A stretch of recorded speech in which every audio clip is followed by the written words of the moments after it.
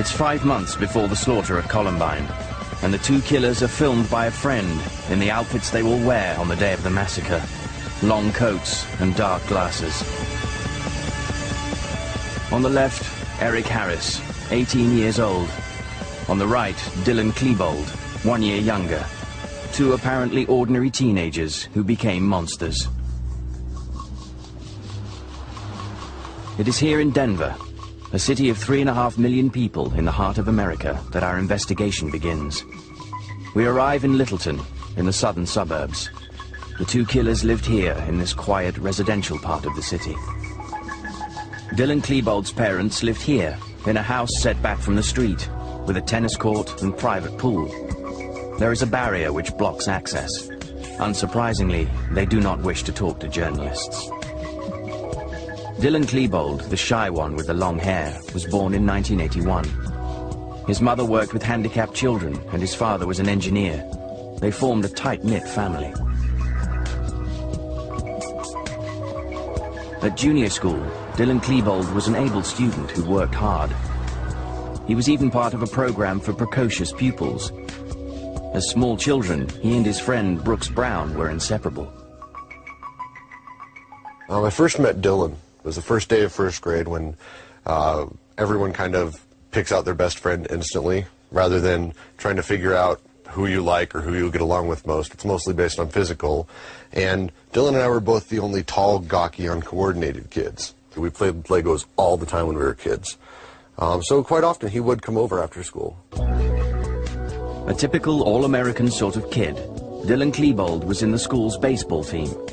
He played the drums and spent the summer holidays at scout camp. Brooks Brown's parents often invited Dylan to the house, and they knew his parents well. They weren't touchy-feely parents like that. It was more clinical, but they cared about their kids. They were there for their kids. You know, they didn't go out drinking. They didn't go out partying. These were parents that were home. They weren't abusive. Tom was anti-war, did not believe in guns. They didn't believe in spanking. Dylan Klebold was a youngster much like any other, growing up in an uneventful way in an unremarkable white suburb of a wealthy city. Eric Harris, the second killer, arrived in Littleton at the age of 12. His father, Wayne Harris, was in the army and moved around a lot, depending on his transfers. Eric was a solitary boy who hadn't been able to put down roots anywhere. Randy Brown takes us to see the Harris' house, a short distance from his own home. This is the Harris home with the open garage. Of course, they don't live there anymore. The fact that they both worked gave Eric free run of the house, and they never checked his room and never checked his basement, and got away with a lot. Eric entered school in 1993. He became friends with Dylan Klebold. 5 years before the massacre, an infernal partnership had already formed.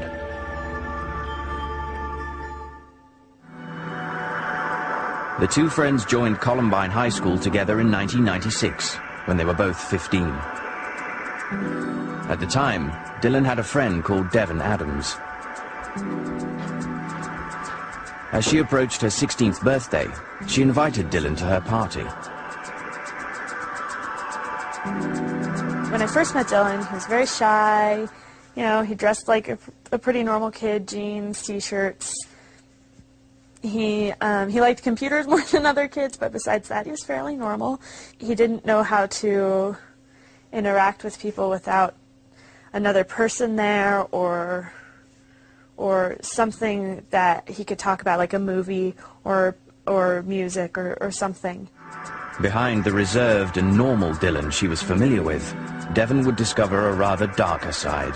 But he was just kind of goofy, had a really sneaky sense of humor. And he was really morose, and he'd make jokes about things that a lot of people don't make jokes about death and about just really dark things. Dylan Klebold wrote down his sinister notions in a private diary. This journal has recently been made public by the authorities. Hundreds of pages have been scrutinized and scanned by the police. In them, Dylan Klebold recounted the pathetic details of his adolescent angst. He drew weapons, coffins, and headless warriors.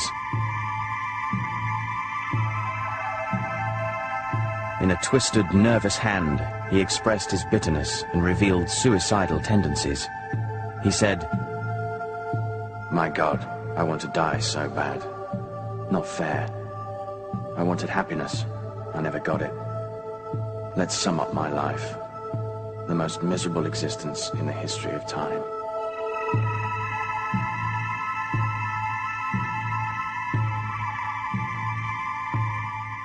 Dylan, the whole time I knew him, never had a girlfriend and never talked about a girl he liked or anything. I mean, I know that there were girls he liked, and you could tell when he talked to them or looked at them, but he never had a girlfriend or anything, and it was never something we talked about. It wasn't something he was comfortable talking about. Dylan Klebold also drew page after page covered in hearts.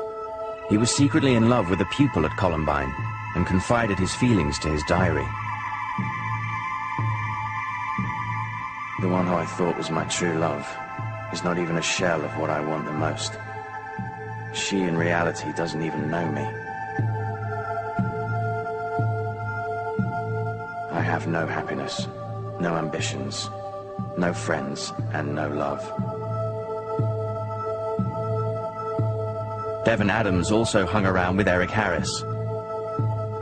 Eric had a huge crush on me, but I was dating one of his friends, so that wasn't going to happen. Apparently, he blamed me for really taking my boyfriend away from him and Dylan. He blamed me that their group of 3 friends was suddenly torn asunder by this woman. And it's true, I'm the Yoko Ono, apparently. To my knowledge, even through the end of the shooting, their entire lives, they may have had girlfriends. And I say that very lightly. But they never had any steady girlfriends, and they died virgins.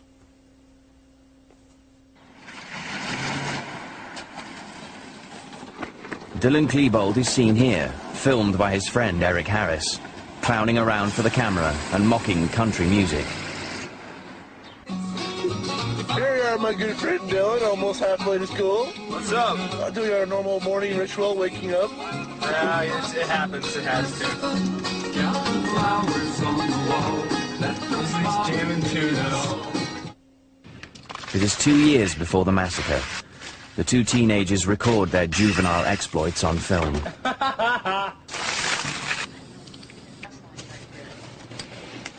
At this period, they were expressing their aggressive tendencies through banal mockery and cynical pranks.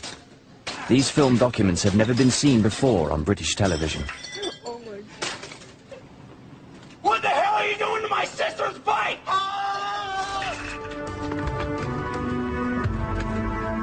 Klebold and Harris were both intelligent, and they were both keen computer buffs. Their IT teacher at Columbine, Richard Long, took them on as assistants. They worked with him for an hour or 2 every day. As students, they were very easy for me because it was a class that they were very excited to learn about the new technologies that were coming out, and it was extremely interesting for them. So I had no trouble at all. Yeah, I would say they were definitely above average in my class. Eric and Dylan, who were perfectly normal, but they were bright. That's it. Dylan was very smart, and you could just even tell by talking to him, his vocabulary was extensive. He was using, a lot of high school kids just don't use multi-syllable words. Dylan Klebold and Eric Harris were regarded as geeks and as marginal within the school's social framework. They were even called the outcasts. They didn't play any games or sports. They weren't particularly rich. They weren't particularly good-looking. In the Great Hall at the front of the school, there is an impressive showcase displaying the sports trophies won by Columbine High School, the pride of students and staff alike. But Klebold and Harris were never part of any team. A lack of enthusiasm for sports set them apart from the others. top at Columbine was it kind of varied between the wrestlers and the football team. There was a couple of guys who were at the top, whether out of fear or out of actually being cool or whatever. There were a couple of guys that were at the top because of that. There were a couple of girls who were at the top because of their situation, how they looked, the money they had, things like that, their grade point average and how much they obeyed the teachers, all that stuff. They were the bottom 2 kids in the entire school, not just out of the senior class. The entire school, they were the 2 uncoolest kids. So they were the losers of the losers, is the way to put it. In his diary, Dylan Klebold vented his frustration. I see jocks having fun, friends, women, lives, or rather shallow existences compared to mine. I was pushed against a locker one day by a football player at the school, and, because he saw me talking to Dylan, and he asked me, you know, why are you talking to that faggot? You dyke? You know, I mean, he was just throwing his weight around. He was just being a jerk. Eric and Dylan did get this every day, and we all knew it. And we all talked about it, and we laughed about it because that's all you can do. These images were shot 1 year before the massacre took place, and this time Dylan holds the camera. Eric has his back turned, and he is wearing a black t-shirt. They're walking through the halls, and you can see a wall of jocks coming at them. You get the hell out of the way. It's their hall, their world. And Eric and Dylan didn't get out of the way. And so you see the jocks lay their elbows right into Eric and almost knock the camera out of his hand, and you don't hear them bitching. Because they're so used to it, they don't go, "What the hell was that?" They go, "Uh-huh," and they just move on because it's so commonplace. So shooting the kids at Columbine apparently is easier than fitting it at the school. That's the biggest lesson to learn about Columbine. The sequence continues in the school cafeteria.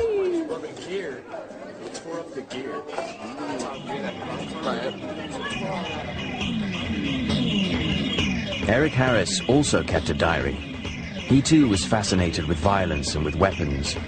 He drew himself as a triumphant warrior on a battlefield. He was interested in Nazism and the Ku Klux Klan, and he was obsessed by genocide.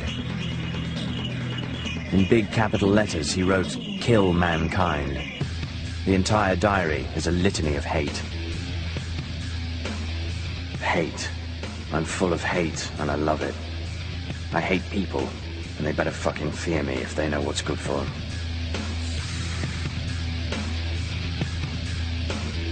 I'll get revenge soon enough. Fuckers shouldn't have ripped on me so much, huh? Ha.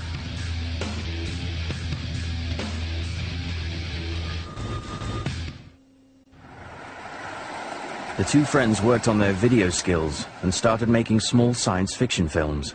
A few years ago when that first atomic bomb went off near here, they, for some reason, some of these crows have been just getting pretty radioactive on us, so we gotta go take them out. Yeah, the government here wants us to take out another one of those radioactive crows infested encampments. Yeah, we've been doing those for the past few months. They get harder and harder every time. I don't know how we're gonna keep doing this stuff. I think we might have to get some more weaponry. Dylan and Eric play 2 Tarantino-style cops. They have fake weapons. This time a friend is filming them, just a short distance from their homes. Keep your eyes open, keep your fucking fingers on the triggers, shoot anything that moves, it's made of clothes.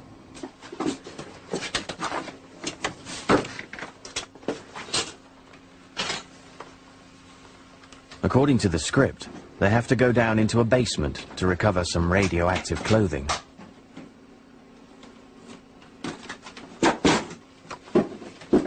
But the sci-fi tale of intrigue soon descends into farce.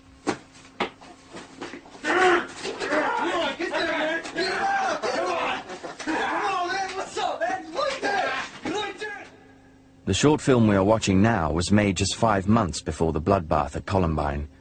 This time, Dylan and Eric play agents of rough justice.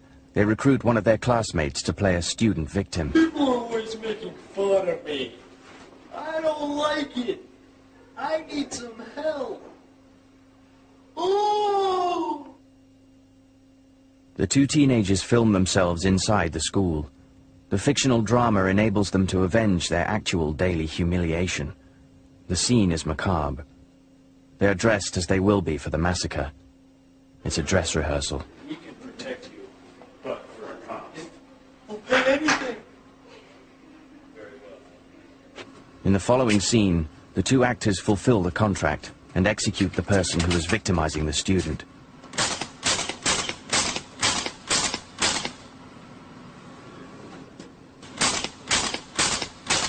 Thank you guys so much.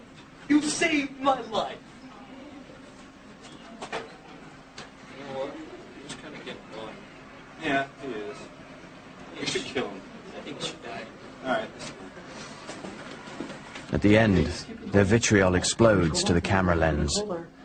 No, you goddamn piece of punk-ass shit! Do not mess with that friggin' kid! If you do, I'll rip off your goddamn head and shove it so far up your friggin' ass, you'll be coughing up dandruff for 4 frickin' months! Look, I don't care what you say. If you ever touch him again, I will frickin' kill you. I'm gonna pull out a goddamn shotgun and blow your damn head off. Do you understand, you little worthless piece of crap? For Eric Harris and Dylan Klebold, the boundaries separating fiction from reality were no longer clear. The Brown family filmed Dylan Klebold 5 months before the massacre, during rehearsals for the school's end-of-year play. Dylan was the show's sound engineer. And look, he's smiling. It's not that he hates these people. He's listening to Mrs. C, giving instructions. And he was going to kill them all. Yeah. All of these kids that he's interacting with here, he's planning to murder all of these kids, yet here he is with them. I don't know that it was a reality to him until he actually did it. I don't know. In his long coat and military boots, Dylan Klebold has adopted the stone-cold killer look for everyday use, a B-movie fashion victim. As their friendship grew, there was a definite change in both their personality, and Eric and Dylan went very dark, antisocial. Judy Brown recalls one particular incident that took place 4 months before the massacre.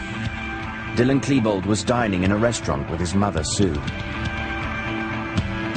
Dylan had on his coat and those glasses. And as Sue looked around the restaurant, she thought people were uncomfortable and were afraid of him. And she said, Dylan, people are afraid of you. With that on, you need to take it off. And he just smiled at her. I think when he got this coat, it's the first time he ever felt power in his life. Eric Harris's behavior was also becoming more aggressive. He just became angry, had this outward animosity towards other people. Just like nothing was good enough for him. Nobody was good enough for him. He was better than everybody else, and because he was better than everyone else was stupid, and he hated them. Eric Harris created a webpage on his internet site entitled, You Know What I Hate. You know what I hate? People who use the same word over and over again, like actually, or fuck you, or bitch. Read a fucking book or two. Increase your vocabulary, you fucking idiots. You know what I hate? Star Wars fans. Get a frickin' life, you boring dickheads.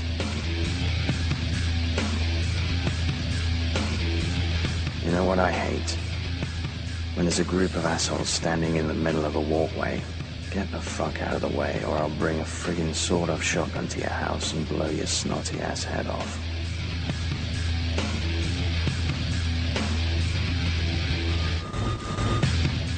Dwayne Fusilier is an FBI agent who led the investigation into the Columbine High School massacre. 24 hours after the tragedy, he was one of the first to examine what the police had written. He interprets how they functioned.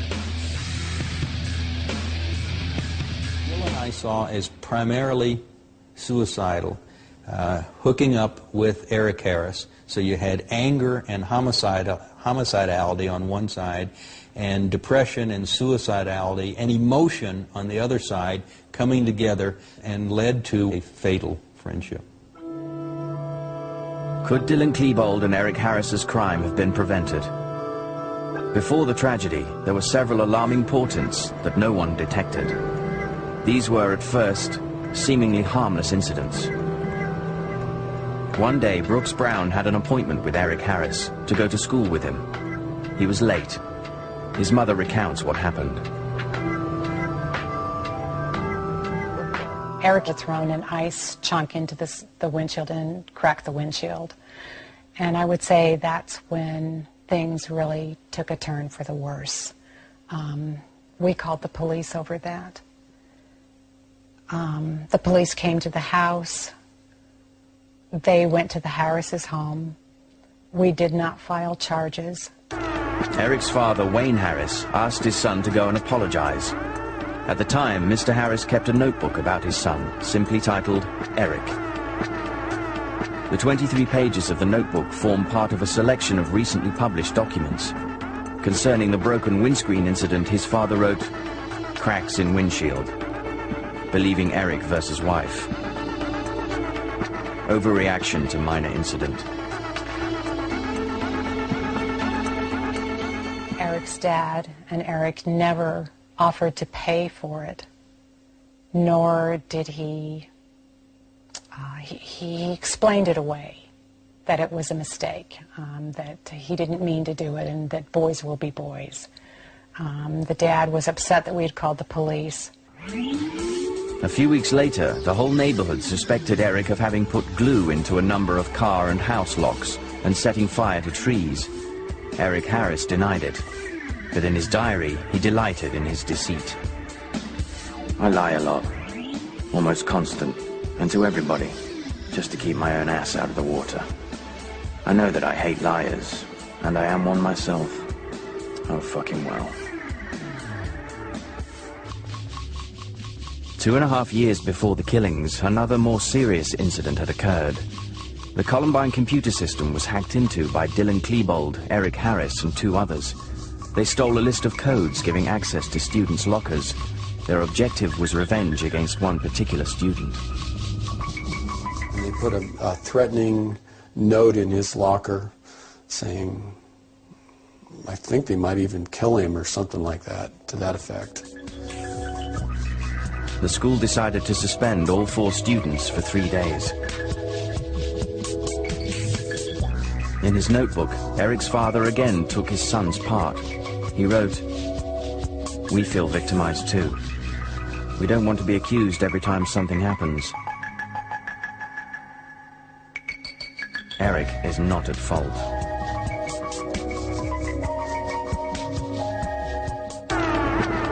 Three months later, there was more trouble. Harris and Klebold were caught red-handed, stealing computer equipment from a vehicle. They were arrested by the police and sentenced to community service. They also had to write a letter of apology to the victim.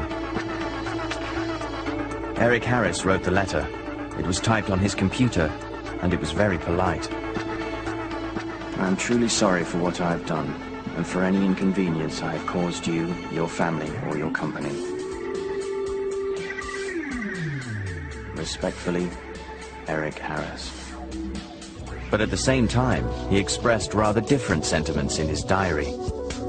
"One big fucking problem is people telling me what to fucking do, think, say, act, and everything else." FBI agent Dwayne Fusilier analyzes the 2 documents.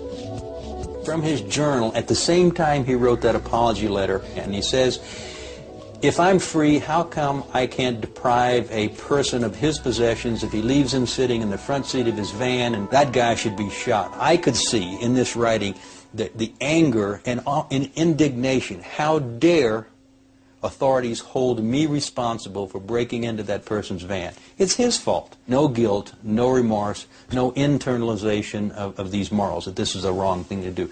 When I saw particularly those 2 juxtaposed, written about the same incident, one publicly, one privately, that's when I started saying, this is a budding young psychopath here. Items that appeared on Eric Harris's internet site were even more serious. The entries were discovered by Brooks Brown a year before the massacre. In them, Harris claimed to have made homemade bombs. Atlanta, Folas, Peltro, and Patsy are complete. For those of you who don't know what they are the first 4 true pipe bombs created entirely from scratch by the rebels, Reb and Vodka. Reb and Vodka were nom de guerre. The text ended with a sickeningly portentous threat. Now our only problem is to find the place that will be ground zero. On another page, Harris described his plans for the slaughter. I don't care if I live or die in this shootout. All I want to do is kill and injure as many of you pricks as I can, especially a few people like Brooks Brown. Eric Harris had fallen out with Brooks Brown following the windscreen incident. Extremely anxious about these death threats, his mother, Judy Brown, visited the sheriff's office to discuss them. The writing was much more violent than it had ever been. Before it was jokes and vandalizing homes and getting back at people, but now it was way over the top. One detective said that he thought he had heard of Eric Harris, that Eric Harris had been in trouble. He went into the other room, he pulled something off the computer and said that there was an Eric Harris that had in fact been arrested for breaking into a van. So at that point he said, "I've got the kid." And I said, "Do you need more information?" And he said, "I don't need it, I've got the kid." He seemed like he was on top of things when we were talking to him. The very next day, Judy Brown ran into Harris in the shopping arcade. I was in the grocery store, and I saw Eric run in, and he slapped a magazine down on the counter, and it was Shotgun magazine, and it scared me because I didn't know he was into guns. Now he's into guns. I was scared to death that he was going to shoot my son, and I wanted to make sure that Detective Hicks was doing his job, and I wanted to make sure that Eric didn't know that we had turned him in, because I didn't want to do anything to upset Eric. Eric was an injustice collector. He never let anything go. So I called Detective Hicks and I left a message, "Please call me, this kid is into guns." I tried to call him back several times and he would never return my call. It is now 6 months before the shootings. Eric writes in his diary, "Guns. I need guns. Get me some fucking firearms." The 2 apprentice killers' problem was that they were still minors. It was therefore illegal for them to buy firearms. To get around the law, they asked an adult girlfriend to help them. 5 months before the massacre, they got hold of 2 sawn-off shotguns, a 9mm rifle, and some ammunition. I am fucking armed. I feel more confident, stronger, more godlike. I have confidence in my ability to deceive people. Hopefully, I'll make it to April. We have guns. We fucking have them, you sons of bitches. Ha! It's all over now. The point of no return. March 1999, and 1 month to go. Dylan Klebold and Eric Harris go to the forest with friends for firing practice. Yeah, I took go do that. That was my ghetto gun.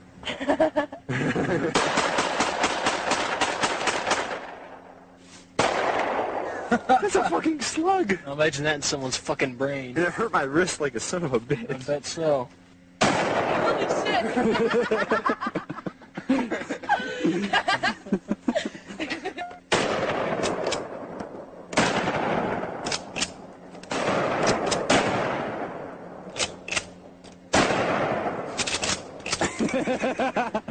Guns are bad. When you saw them off and make them illegal, bad things happen to you. Just say no to sawed-offs. No, no, no. Harris and Klebold prepare their plan of attack. They draw the school and the refectory, sketching out where they will place the bombs. These 2 black dots represent the columns where they will place their sports bags containing 2 propane bombs. Eric notes that at 11:15 the cafeteria is at its fullest, with some 500 students in there. Their notebook is full of practical details for organizing the murders. It lists what still needs to be done. Obtain jerry cans of napalm, buy bullets, fill the petrol tanks. This sketch outlines how they will carry a maximum number of weapons between them. Eric Harris writes in his diary, "Once I finally start my killing, keep in mind there are probably about 100 people max in the school who I don't want to die. The rest must fucking die." The 20th of April, 1999. A big day. Hitler's birthday, as it happens. Eric Harris notes the timing. 5 o'clock, get up. 6 o'clock, meet Dylan Klebold. 7:15, he goes to buy propane and I go get gas. 9 o'clock, put the bags in the car. 11 o'clock, go to school. Klebold continues in his own diary. Park the cars filled with bombs for 11:18. Get out, climb the steps, wait. When the first bombs go off, attack. Have fun.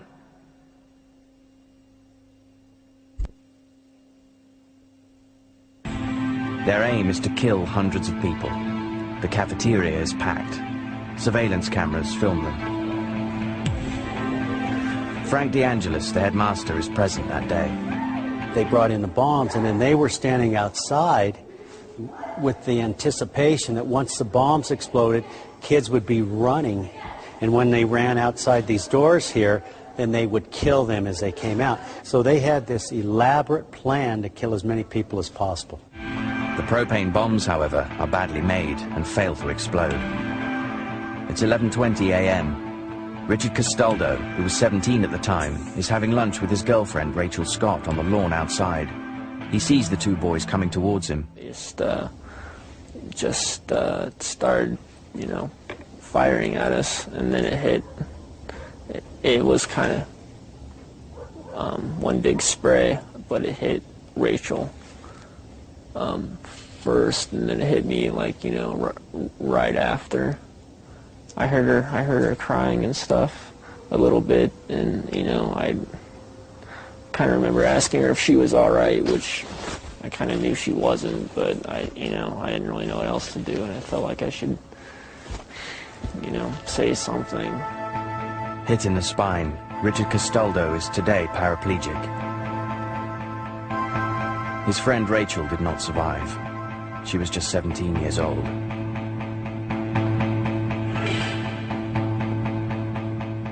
Klebold and Harris are standing here with automatic weapons, firing down, and that's where they shot the kids here with Danny Rohrbach dying.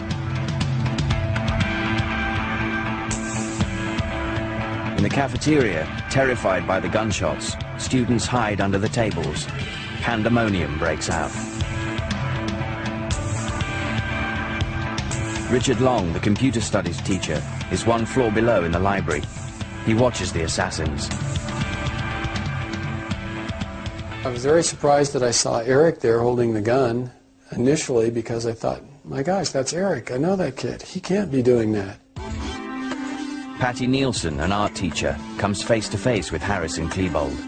I saw a figure in a trench coat facing the other way, and it seemed like he had a gun, and I heard the gunfire, and my thought was that they were doing video productions because they have video classes, and I thought that's a really bad idea for them. I'd never crossed my mind that it was a real gun. It just didn't cross my mind. So I went heading out there to tell them to stop. He turned around and he looked straight at me and he held the gun and he fired it. He smiled first, and then he shot the gun. It was Eric Harris, and I got shot in my shoulder, and the bullet just grazed it. But at the moment it hurt a lot. I didn't know exactly what was wrong. Patty Nielsen ran into the library to hide. I dialed And I stood with the phone and I continued to yell at the kids to get down. At 11:24, the shooting has been going on for 8 minutes. Here is a recording of Patty's emergency call. I'm a teacher at Columbine High School. There is a student here with a gun, and the school is in a panic, and I'm in the library. I've got students down under the table, kids. Heads under the table. I do not know who the student is. Okay. I saw a student outside. I was in Holy Hell, God. He turned the gun straight at us and shot. And my God, the window went out. Oh, God. Stay in line. Oh, God. The headmaster, Frank DeAngelis, is also confronted by the killers. What was happening is a gunman, instead of pursuing me, ended up coming after Dave Sanders, who was coming up the staircase here, saw the gunman, turned around, and then the gunman stopped and shot Dave in the back. And so that stopped the gunman from coming after me, so actually Dave saved my life, and it cost him his life coming down here. Dave Sanders, who had been a teacher at Columbine for 20 years, would die 3 hours later. The murderers return to the cafeteria and throw 2 small homemade bombs. At 11:29, Dylan Klebold and Eric Harris enter the library, where Patty Nielsen and 40 students have taken refuge. The carnage is about to commence. Eric Harris and Dylan Klebold walked around. I couldn't see them, but I could hear them. Looking under the tables, saying cruel things. I'd hear them taunt somebody, and then I'd hear them shoot. And I think, you know, they just killed that kid. Well, you get to hear Eric and Dylan shooting and executing people and laughing about it. And in real time. I mean, it's them actually doing it. They just made fun of people, made fun of the kids. You know, they made racial remarks. They made fun of somebody's glasses. They said somebody was pathetic. Just mean. Just mean. Eric is much more stoic. He does laugh about a few things, but Dylan's having the time of his life, like it's a party.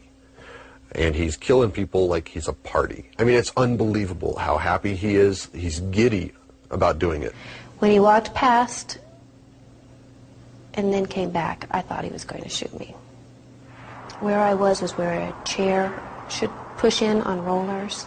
He took the chair, he picked it up, and he just slammed it on top of the counter right above my head.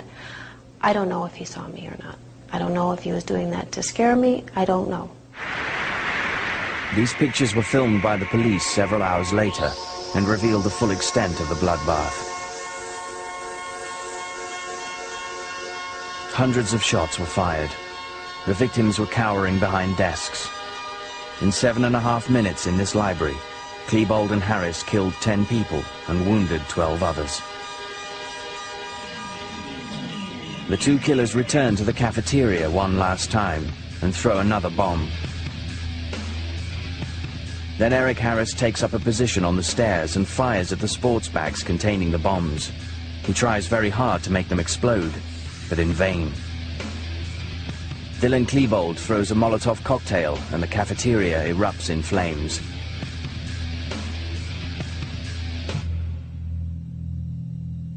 The killers, as if in a daze, take in the scale of the butchery. The Columbine massacre has lasted a total of 50 minutes. At 12:08, Klebold and Harris commit suicide in the library, each with a bullet to the head.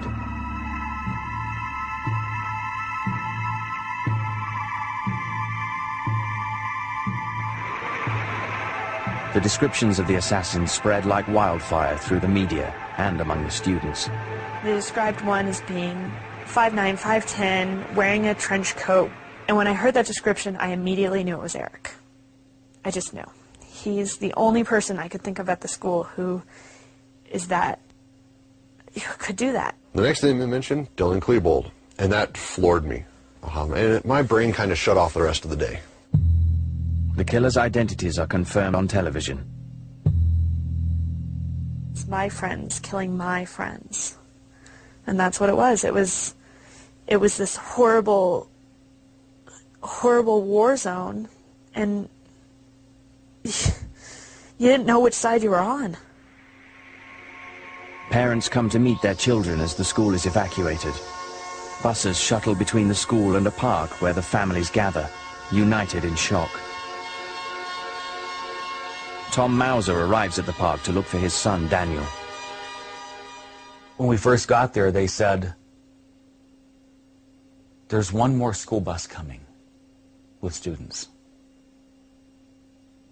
Well, the school was a very short distance away. It shouldn't take too long for that bus to get there. I waited and waited, and I said, where is that school bus? Where is this school bus? And then someone's child came in, and I heard him say, I heard in the news, there's 25 students that were killed. I said, that bus should have been here by now. I left. I had to be with my family at that point. There was no last school bus. They were wrong. There was no last school bus. Tom Mauser would later learn that his son was one of the 13 victims. Daniel Mauser was 15 years old. He was shot at point-blank range as he hid beneath this desk in the library. The next day, Brian Rober was still without news of his son. He waits anxiously at home for the police to call. At 9 in the morning, still no news. He opens the newspaper and sees this photograph. There was a picture of my son lying dead on the sidewalk. That was our notification. The sheriff, John Stone, and the district attorney, Dave Thomas, they never contacted us. The coroner never contacted us. We learned from a picture in the paper. America goes into shock. The day after the massacre, the controversy begins. Why did the police take so long to intervene? Harris and Klebold killed themselves at 12:08. The police found their bodies in the library 3 hours and 15 minutes later. The victims' families are still unable to comprehend how this could be. Very simply, this was a failure of command in the chaos of what was going on. The command didn't do their job, and no policeman had the courage on their own to just go, the hell with these rules, I'm going to go in and rescue these kids. So not one of these policemen, and they all know it, had any courage at all. That's the fact of it. Faced with such accusations, the police insist that the intervention was extremely delicate. The Special Forces Anti-Terrorist Squad had even been called in as reinforcement. This police officer took part in the operation and justifies the time that was lost. There could have bombs that are motion sensitive inside the backpacks, and as we entered into the library, one of these could go off. Randy Brown has archived all the evidence from the investigation, all 45,000 pages of it. These are the books. But he is still fighting to obtain a crucial document, the key element missing from the case file. This is a video of Harris and Klebold's testimony, in which the two teenagers explain the motives behind their action. But the police are still refusing to make these videotapes public. We saw the basement tapes. They're tapes made in Eric's basement and Dylan's room, but it's Eric's basement essentially, so they're called the basement tapes. The 3-hour tape has only been shown once, at the beginning of the investigation. Those who saw it were deeply affected. That hit me in the basement tapes was the fact that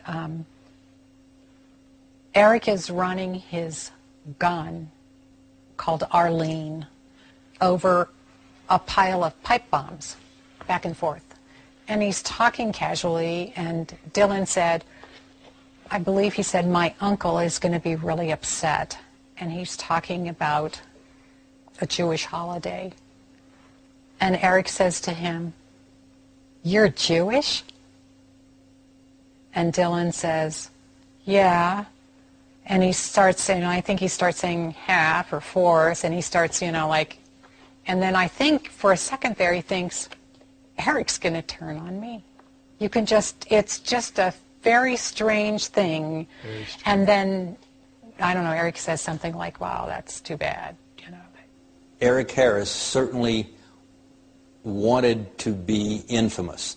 They said that very clearly in one of the basement tapes, that this is going to be the biggest incident ever. And they speak condescendingly of other school shootings where the person shot, quote, only 3 or 4 people and then stopped and gave up. They also mentioned that when a movie, and their phrase is, when they make a movie about this, they hope that either Quentin Tarantino or Steven Spielberg direct it because they could get it just right. So I certainly believe, because Eric says it, he expected to become infamous from this. For everyone, Dylan Klebold and Eric Harris's act of horrendous folly remains a terrible and inexplicable mystery. How could 2 teenagers, having fun, massacre 13 of their fellow students in cold blood, utterly without remorse?